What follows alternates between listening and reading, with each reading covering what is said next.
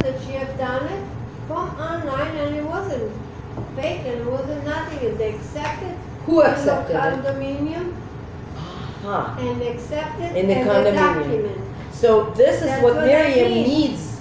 needs, the document, in order for the condo to accept it. And you Yeah. think they will not? The first step, I think, Uh-huh, is call Humane Society uh-huh, and ask them. uh-huh. And they have all kinds of resources. The Thank you. second step Mm-hmm, is within walking distance of here uh-huh, is Petco, and uh-huh. go in there and ask them. And they Mhm. might know resources. The pet. The pet shop. Yes. Pet shop. So Right. they might have a list of resources. Uh-huh. That's the, And the third step is to email our wonderful cat doctor, okay. right? Okay. All right, Miriam? Yes. We will do that for you. Oh. And I thank have, you. again, I have 2,400 Thank people, you. and I'm sure that there are a bunch of people who are going to jump in and help. Oh, All right? So here, so what I want to say is, at the end of our get together, what I want to say is, every time when you are stressed, think of this moment when we brainstormed together and we all found a solution for a person, or at least several solutions for a person who really, really needs help. And that is a wonderful thing. So what I want, Oh, thank you. yeah, so this is what I want to say. First of all, I'm a teacher, I have to give homework. I have to give homework, I always give homework. So we are going by this list. This is your second handout. Please feel free, and you're more than welcome to take both home. But this one actually comes from Rabbi Plishkin's book, Gateway to Happiness. This is his curriculum. And you know, we started these get-togethers in January, and they're monthly. They're last Tuesday of each month. This is the first time we're doing it at this venue, but we're doing it regularly last Tuesday of every month, and every month we create something delicious. The last. Last Tuesday of every month. You mean Right. the 26th Yeah, or and so we've 25th? actually gone through most of it. There are videos online on the Lasting Joy Club site where you could access prior videos. Yeah, all of this is here. All of this, Rivka, all of this is here. All the information is, yeah, everything is here. You know, I'm a teacher. So we are actually down to the bottom of it, and then we're getting a new list next time. So now your homework is, think of something you can do for self-improvement. Remember that if you cannot change the stressor, you have to change your attitude. Self-improvement does not mean to go on a diet. You know? Yes. It doesn't mean that. It means change your attitude. I'm going to give you another little statistic that I just read researching for this the get together tonight. I just read that 47% of all people in the world live most of their time in thinking about the past and projecting it into the future.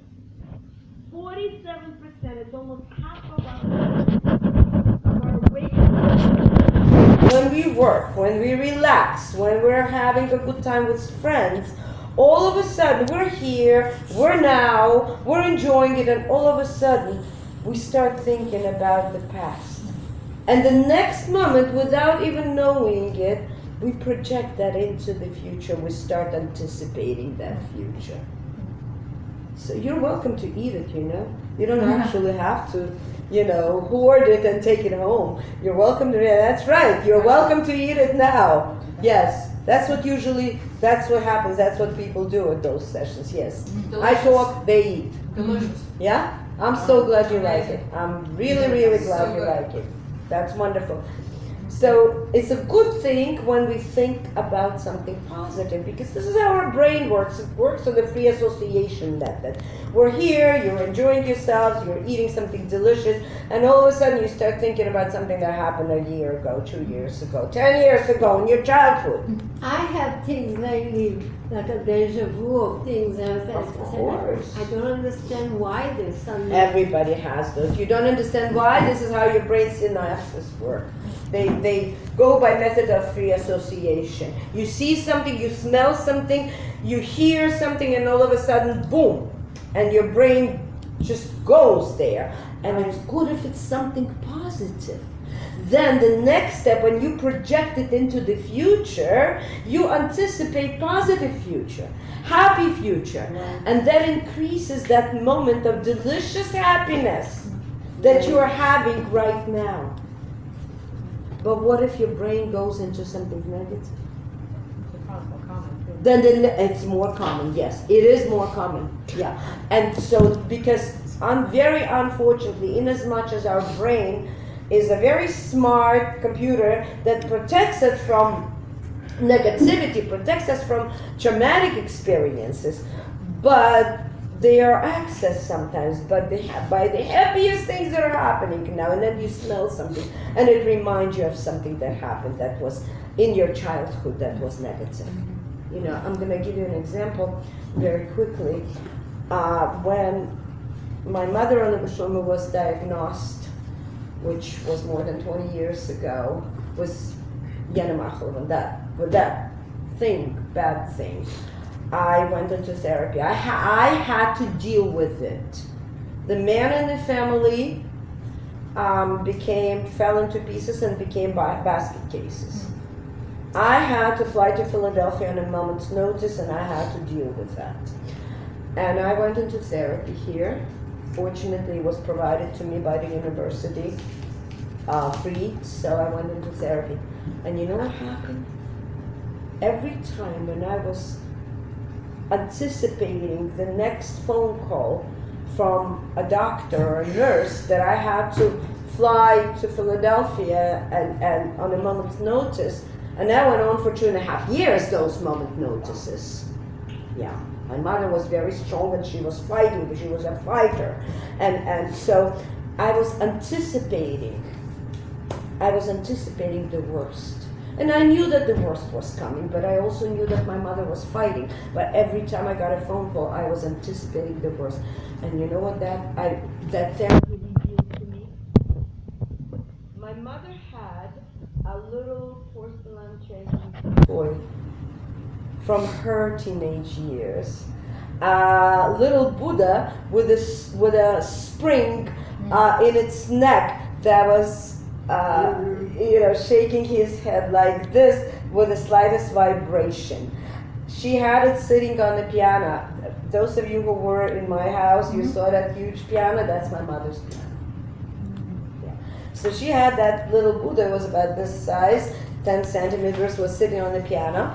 And every time when you played, he was shaking his head, and it was a cute thing to do. And once I was playing something with real emotion, and it was real, and the poor Buddha fell and lost his head. That's it. Right? And I forgot about it completely. Did you realize that it was like, 40 years before that moment? A little visitor there. And I forgot about it. And it came out in therapy. And when it came out in therapy, I realized every time I got that phone call, I expected the Buddha to fall and die, right there. And the moment that came out, I stopped projecting that image and that crash and that sound of the crash. I stopped projecting, and then my mother, of course, ran in screaming, what happened here, right? And that's exactly what was in my head. So instead of that, what I'm saying is, try to project something positive. Because then, if you remember something positive, This is the self-improvement we're talking about. So the homework is think what you can do for self-improvement. Think what you can do, and every time when you feel stressed, access that thought, the positive thought, and then your brain will automatically click and project it into the future. Then instead of anticipating a crash, you will be anticipating this, and you will be anticipating only positive things, right? And so, and with that, I want to tell you that the recipe, all the information is here. I thank you for coming, dear friends. I thank you for coming, dear friends. And the recipe will be posted on the cooking site, this site. And the link is here. So tomorrow it will be here. Then the video, the moment we sort of manage how to download it from here to and upload it to here, that will be on the Lasting Joy Club site. And if you just follow, then it'll give you notifications. And yes, of course, I follow the email list and I send all kind of interesting information. And please participate in discussions, and you can always reach me. Here is my email address and Skype. I love Skyping. I love Skyping. I have a 92-year-old uncle who sits in Germany, and he's the Skype hub of all of us cousins. That's awesome. You know, he does all this, right? Guys, thank you so much. After work, thank you so much. Thank you. And thank you for the good Thank you, news. yes, delicious. Yeah.